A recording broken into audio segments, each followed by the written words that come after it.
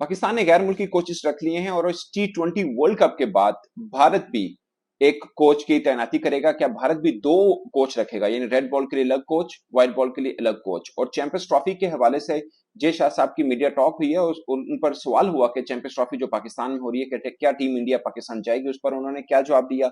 और सबसे खास बात, जो लोग आईपीएल फॉलो कर रहे हैं, कि इम्पैक्ट प्लेयर के रूल के ऊपर भी उनसे बातचीत हुई कि क्या इसको कंटिन्यू करना है, क्योंकि बहुत से लोग ये समझ रहे हैं, खासकर रोहित शर्मा ने ये कहा कि इस रूल की वजह से जो ऑलराउंडर हैं उनको पूरा टाइम नहीं मिल रहा। जैसे शिवम दुबे था, और वो बॉलिंग नहीं कर पाए थे क्योंकि इम्पैक्ट रूल की वजह से जो मीडियोकर ऑलराउंडर हैं उनको थोड़ा मुश्किल रही थी। तो ये दो तीन चीजें खास हैं, और सबसे खास चीज के राहुल द्रविड़, जिनका टेन्योर वनडे वर्ल्ड कप 2023 में खत्म हुआ था, उनको एक्सटेंशन दी गई थी, और अब T20 वर्ल्ड कप के फौरन बाद यानी जून तक उनका टेन्योर जो है वो मुकम्मल हो जाएगा। उसके बाद जो भारतीय क्रिकेट बोर्ड है वो एप्लीकेशंस मांगेगा कैंडिडेट्स के साथ, यानी जैसे जॉब एप्लीकेशन टाइप होती है, जो कोचेज हैं अप्लाई करना चाहें वो कर सकते हैं। और भारत ने लास्ट टाइम 2014 में डंकन फ्लेचर, जो उनके गैर मुल्की कोच थे, उसके बाद कोई गैर मुल्की कोच नहीं रखा, सब लोकल कोच रखे।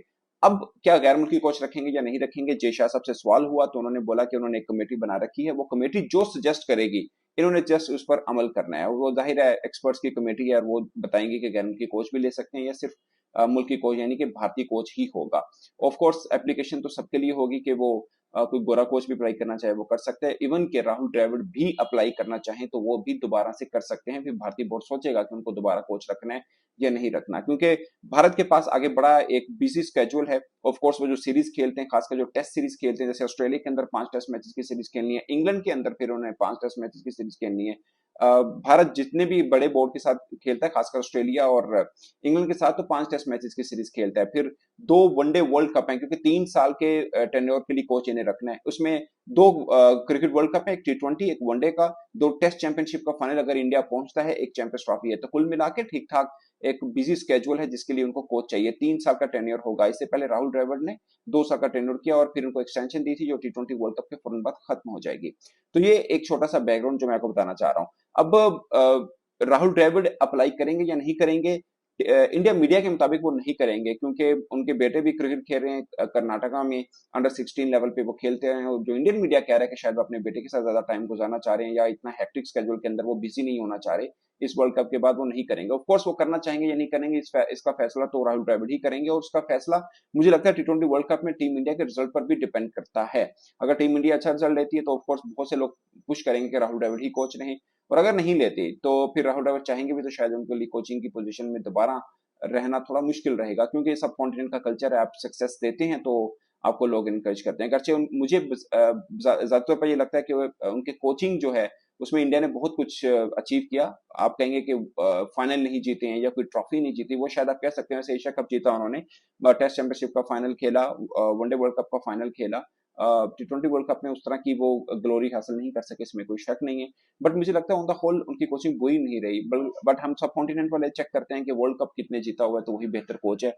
ऑफ कोर्स उस माइंड से आप देखेंगे तो शायद आपको मुनासिब नहीं लगेगा। कुछ इंडियन मेरे स्पोर्ट जर्नलिस्ट हैं, वो ये कहते हैं कि नहीं, ये बड़ी पुरानी टाइप की कोचिंग करते हैं, वो उनको शायद ज्यादा पसंद नहीं करते हैं। बट ऑन द होल मुझे लगता है वो बड़े ग्रेट क्रिकेटर रहे हैं, और कोच भी ठीक ठीक ठाक है।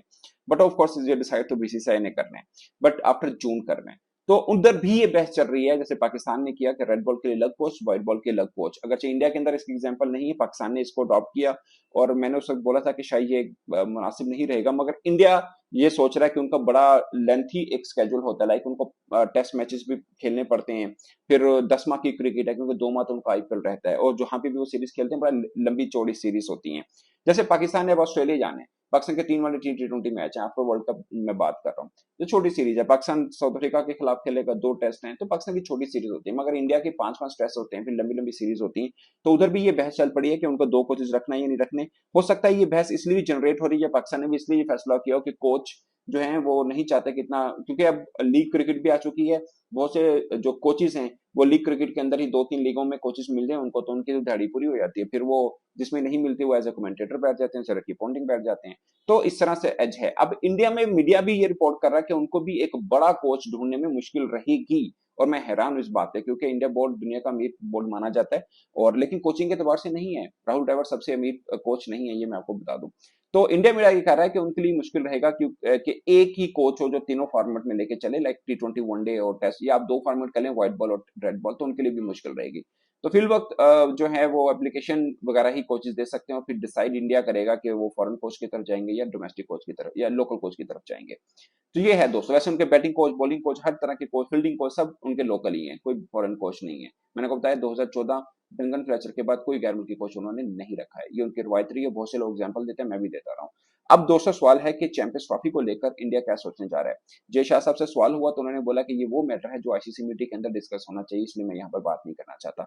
ये एक बहुत ही डिप्लोमेटिक या एक प्रोफेशनल वे या अनप्रोफेशनल वे, जो भी आप समझें इसको, वो इस तरह ही गिनी चुनी तोल के बात करते हैं। और इंडिया का हमेशा राय है, वो खुल के बोलते हैं, इसे हमारे यहाँ बोला जाता है, या हमारे क्वेश्चन होता है वो आंसर भी कर देते हैं। इंडिया में ऐसा नहीं होता, वो टिपिकल बात करते हैं, जो जिसे बोलते हैं किताबी बात है, वो है।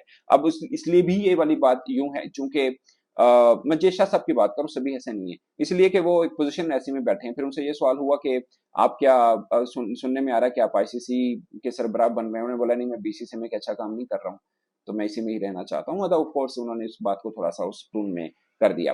अब दोस्तों सवाल होता है इम्पैक्ट प्लेयर का। बहुत से दोस्त जानते हैं इम्पैक्ट प्लेयर का जो रूल है कि आप बीच में से एक लाइक 12th प्लेयर के तौर पर यूज कर सकते हैं किसी को। और जय शाह साहब ने कहा कि इस तरह का फायदा ये भी होता है कि आप दो और इंडियन प्लेयर को चांस देते हैं, यानी दो टीमें आपस में खेल रही हैं, तो एक टीम एक इम्पैक्ट प्लेयर यूज करती है, दूसरी टीम दूसरा इम्पैक्ट प्लेयर यूज करती है, तो दो इंडियन प्लेयर्स अकोमोडेट हो जाते हैं। तो लेकिन इसके ऊपर अभी हम चल रहे हैं, ये जस्ट एक्सपेरिमेंटल के तौर पर किया था, मजीद इसके ऊपर डिस्कशन होगी, फिर जो भी फैसला होगा उसको इम्प्लीमेंट किया जाएगा। मगर of course pros and cons दोनों चीज के हैं। इम्पैक्ट प्लेयर्स में रोहित शर्मा ने थोड़ा सा बताया था कि जो ऑलराउंडर है उनको खुल के खेलने का मौका नहीं मिलता, मगर ये एंगल भी है कि एक लोकल प्लेयर को चांस मिल जाता है। तो कुल मिला के ये है दोस्तों। आपको क्या लगता है कि इम्पैक्ट प्लेयर जो है वो रूल रहना चाहिए या नहीं रहना चाहिए, और क्या इंटरनेशनल क्रिकेट में भी आना चाहिए या नहीं आना चाहिए, खासकर पाकिस्तान सुपर लीग में हमें भी इसको इम्प्लीमेंट करना चाहिए या नहीं करना चाहिए। एक फायदा जो मुझे नजर आया वो ये है कि मैच वन साइडेड बहुत कम होता है, क्योंकि आप अगर टीम गिर भी जाए तो आपको एक प्लेयर लाने की चॉइस मिल जाता है, खासकर बैटिंग कोलैप्स हो जाए तो उसमें आपको फायदा मिल जाता है कि आप थोड़े 20 ओवर की तरफ चले जाते हैं और रन ज्यादा बन जाते हैं। मतलब लीग क्रिकेट में मैं आपको बता रहा हूँ कि वन साइडेड मैच होने के चांसेस थोड़े कम रह जाते हैं। तो दोस्तों ये थी अपडेट्स, मैंने सोचा आपके साथ शेयर करूं। मैं तब तक के लिए इजाजत दीजिए। अल्लाह हाफिज।